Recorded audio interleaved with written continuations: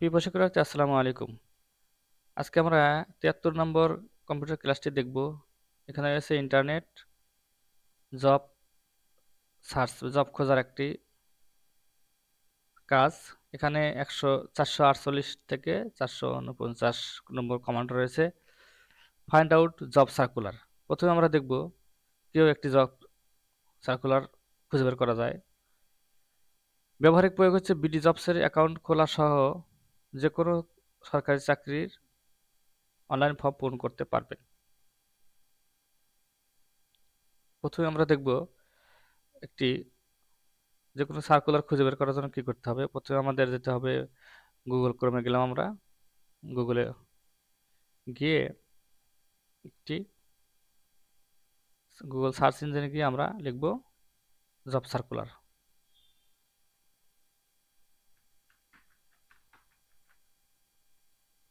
Job circular 2025 এখানে দেওয়াই রয়েছে। আমরা ক্লিক করলাম। এখানে দেখাচ্ছে সরকারি এবং বিডি জবসে অনেক বেসরকারি জব সাইট রয়েছে, যে দেখাচ্ছে। আমরা ক্লিক করব। এটা বাংলাদেশের সবচেয়ে বড় ওয়েবসাইট চাকরির জন্য। এখানে আমরা অ্যাকাউন্ট খুলেও আহ, সেখান থেকে সহজে দরখাস্ত করতে পারি। এখানে অনেক ধরনের কোম্পানি এবং অনেক পদে, অনেক ক্যাটাগরিতে সার্কুলার দেওয়া থাকে সবসময়। আমরা এখান থেকে নিতে পারি। আমরা সাইন ইন অর ক্রিয়েট অ্যাকাউন্টের মাধ্যমে অ্যাকাউন্ট খুলতে পারি। ক্রিয়েট অ্যাকাউন্ট ক্লিক করার পরে সাইন ইন অ্যাকাউন্ট থাকলে আর ক্রিয়েট অ্যাকাউন্ট নতুন অ্যাকাউন্ট খোলার ক্ষেত্রে। এমপ্লয় হলে যারা চাকরি জব করেন তাদের জন্য এটি, এবং নিউ জব সিকার যারা নতুন জব খুঁজতে চাচ্ছেন তাদের জন্য ক্রিয়েট অ্যাকাউন্টে ক্লিক করতে হবে। ক্রিয়েট অ্যাকাউন্টে ক্লিক করার পর অবশ্যই ইমেইল অ্যাকাউন্ট থাকতে হবে এবং মোবাইল নাম্বার ব্যবহার করে আমরা একটি অ্যাকাউন্ট খুলব। এখানে জেনারেল, স্পেশাল এবং প্রতিবন্ধীদের জন্য আলাদা আলাদা ক্যাটাগরি দেওয়া রয়েছে। আমরা জেনারেল ক্যাটাগরি ক্লিক করলাম। এখান থেকে অবশ্যই নাম, তারপরে নাম, জেন্ডার, তারপরে এখানে কোন ক্যাটাগরিতে আমি চাকরি করতে ইচ্ছুক সে ক্যাটাগরি, ইমেল অ্যাড্রেস এবং পাসওয়ার্ড দিয়ে আমরা ফর্মটা পূরণ করেই ফেলি।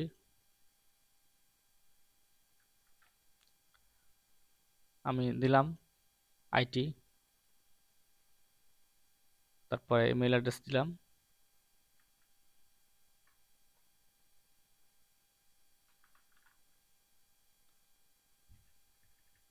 রহিন আহমেদ .017@gmail.com।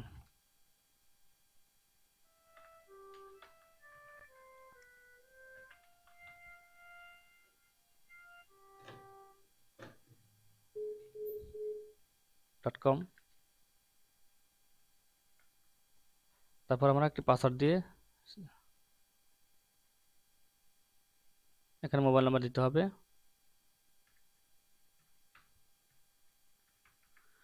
একটি পাসওয়ার্ড দিয়ে আমরা ক্রিয়েট, এই সংখ্যাটা যোগফল এখানে নামাতে হবে, যেমন 10 আছে। এই দুটি ক্লিক করতে হবে। ক্লিক করে ক্রিয়েট অ্যাকাউন্ট চাপলেই আমরা একটি অ্যাকাউন্ট খুলে ফেলতে পারবো। সেখান থেকে বিভিন্ন ক্যাটাগরিতে আমরা জবে দরখাস্ত করতে পারবো। তারপর রয়েছে বেসরকারি, সরকারি চাকরিতে বিভিন্ন জবে দরখাস্ত করার পদ্ধতি।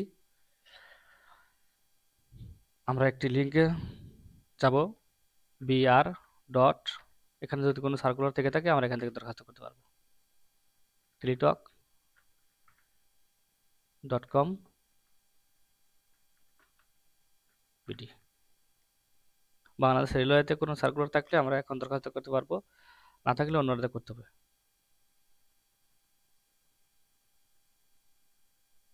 এই মুহূর্তে কোনো সার্কুলার নাই, শুধু রেজাল্ট দেখাচ্ছে এখানে। আচ্ছা, এখন আমরা গুগলে গিয়ে অন্য কোনো সরকারি চাকরি থাকলে সেটা দেখব। Government job circular 2025। এখানে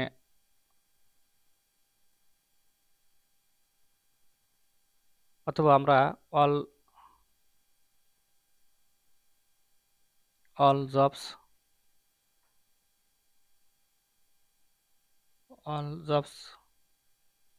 ক্লিক করেও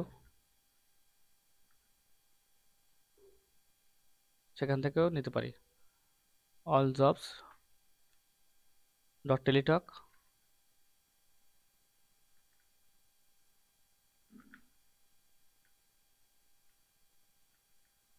টেলিটক.com.bd থেকে আমরা নিতে পারি।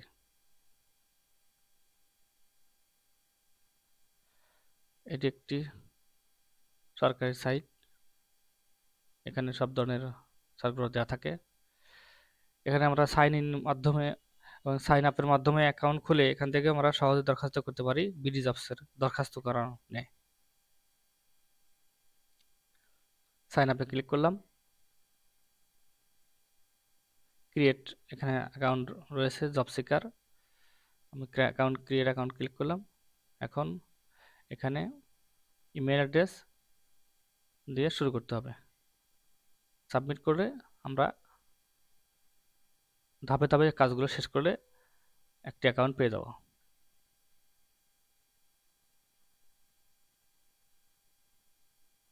একটি সরকারি চাকরির একটি জব সার্কুলারে আমরা প্রবেশ করে সেখান থেকে একটি ফর্ম পূরণ করে দেখব।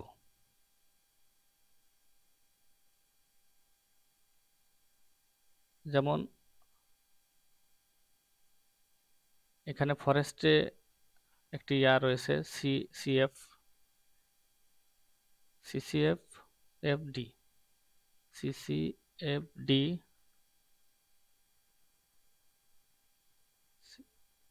ccfd.teletalk.com.bd-তে একটি সার্কুলার রয়েছে, সেটি আমরা ফর্মটা পূরণ করার চেষ্টা করব, অ্যাপ্লিকেশন ফর্ম। তারপরে কোন জবসে আমি কোন পদে দরখাস্ত করতে চাই সেটি ক্লিক করে নেক্সট। তারপরে এখানে আমার যদি অল জবসে থাকে, অ্যাকাউন্ট থাকে, সেক্ষেত্রে ইয়েস মাধ্যমে অল্প সহজেই আমরা কাজটা করতে পারি। আর অ্যাকাউন্ট না থাকলে নো দিতে হবে, নো দিয়ে নেক্সট ক্লিক করতে হবে। এখন এই ফর্মটি পূরণ করতে হবে সতর্কতার সাথে ফর্মটি পূরণ করে আমরা এই কোডটি এখানে দেব, ভেরিফিকেশন কোডটি দিয়ে এখানে একটি টিক দিয়ে সাবমিট দিলে পরবর্তী পেজ আসবে। ছবি এবং স্বাক্ষর, স্বাক্ষর সঠিক মাপে দিলে আমরা একটি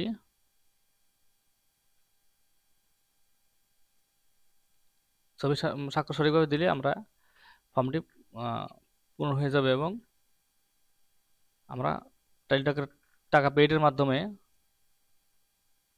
আমাদের একটি দরখাস্ত হয়ে যাবে।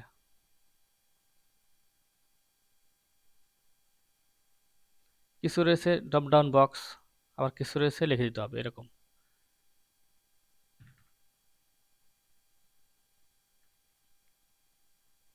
আমরা চেষ্টা করতেছি পূরণ করার জন্য।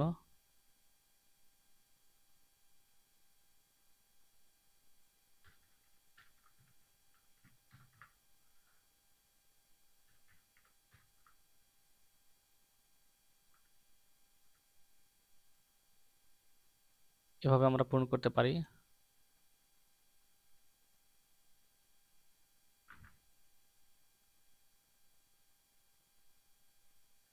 আমরা নমুনা ফর্ম পূরণ করতেছি, যে কোনো একটা ঠিকানা দিলে হবে।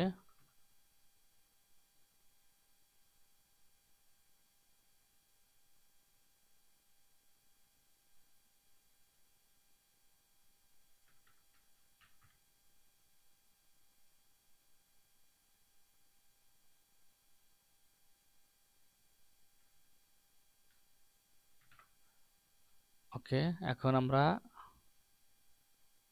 এখান থেকে যখন O9X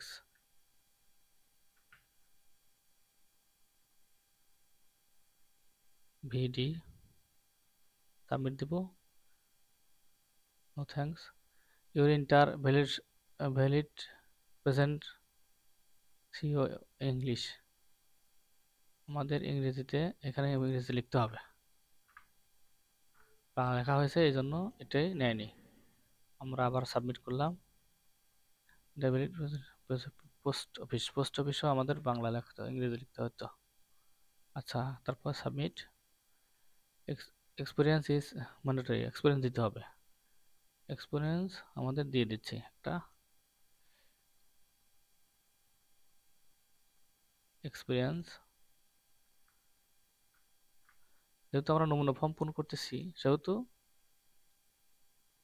আমরা একটা দিয়ে দিলাম। পরে আমরা যখন করব তখন এটা সঠিকভাবে দিতে হবে।